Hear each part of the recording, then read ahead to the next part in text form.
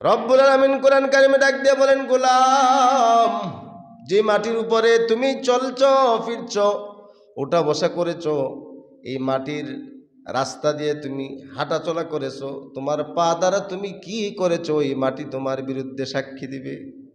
আবার আল্লাহ ডাক দিয়ে বলেন, ফামাইয়ামাল মিসকালা যাররাতিন খায়রান ইয়ারা ওয়া মান ইয়ামাল মিসকালা যাররাতিন শাররান ইয়ারা।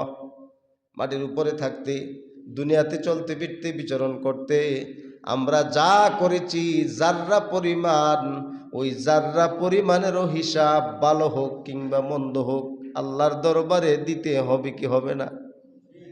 এই জাররা পরিমাণ গুনাহ কিংবা পাপের হিসাব কাল হাসরের ময়দানে প্রত্যেককেই দিতে হবে।